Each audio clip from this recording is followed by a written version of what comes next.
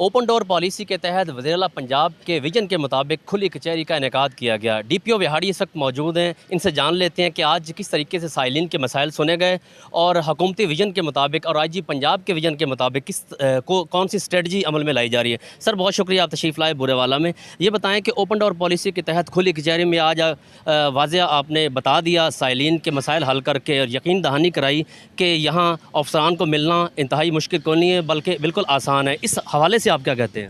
جی بہت شکریہ۔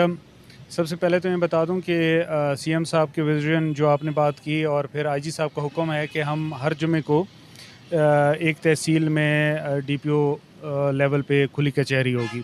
کھلی کچہری کا مقصد یہ ہوتا ہے کہ ہم عوام کے پاس جاتے ہیں، عوام کو ایکسیس کرتے ہیں، جن کو یہ ڈر ہوتا ہے، خوف ہوتا ہے کہ تھانے میں جائیں گے تو شاید ہمیں اس اچھے طریقے سے اٹینڈ نہیں کیا جائے گا، تو ان کے پاس ہم جاتے ہیں، ان کو انوائٹ کرتے ہیں، بلاتے ہیں ڈی ایس پی لیول پہ، ڈی پی او لیول پہ، اور ایس ایچ اوز بھی وہاں پہ موجود ہوتے ہیں۔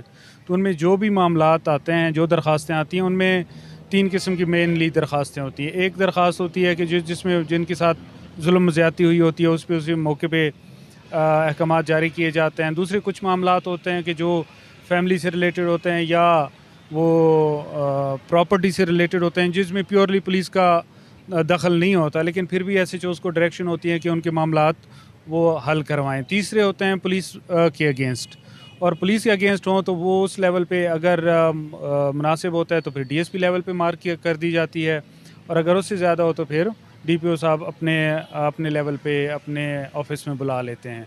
تو کھلی کچہری کا مقصد جو ہے وہ بیسکلی یہی ہے کہ کوئی بھی بندہ بلا خوف بلا جھجک وہ اپنا مسئلہ بتا سکتا ہے، اور اگر وہ پولیس سے متعلقہ ہو تو اس پہ فوری احکامات جاری کیے جاتے ہیں۔ سر دوسرا سوال ہے کہ آئی جی صاحب کے ویژن کے مطابق انہی کی اپنی اسٹریٹجی ہے کہ جو محکمانہ تبادلہ جات ہو رہے ہیں اس حوالے سے ضلع وہاڑی سے کتنے لوگ ہیں جو یہاں سے ٹرانسفر ہو رہے ہیں، یا متعدد افراد جو ہیں جیسا کہ شیخ فال تھانہ سے 20 افراد ہیں جو تیسری بار تعیناتی کے حوالے سے کیا کہیں گے؟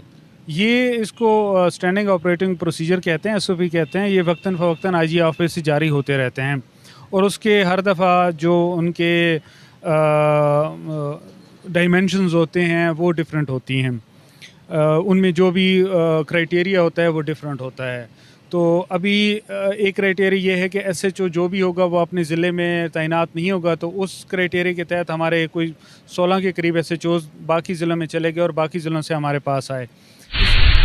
سر 2 ہفتے قبل بہت زیادہ ڈکیتیاں ہوئیں، اب 2 ہفتے سے ڈکیتیاں نہیں ہو رہی ہیں۔ اس میں میں سوال کرنا چاہوں گا کہ کون سی حکمت عملی آپ نے اپنائی ہے جس سے واضح کرائم میں کمی آ چکی ہے؟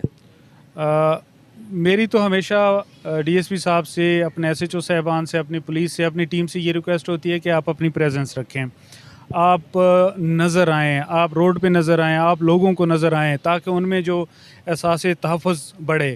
اور اسی سے یہ ہوتا ہے کہ جب کرمنل کو پولیس کی پریزنس نظر آتی ہے تو پھر وہ اس جگہ پہ کرائم نہیں کرتا، وہ سائٹ پہ ہو جاتا ہے۔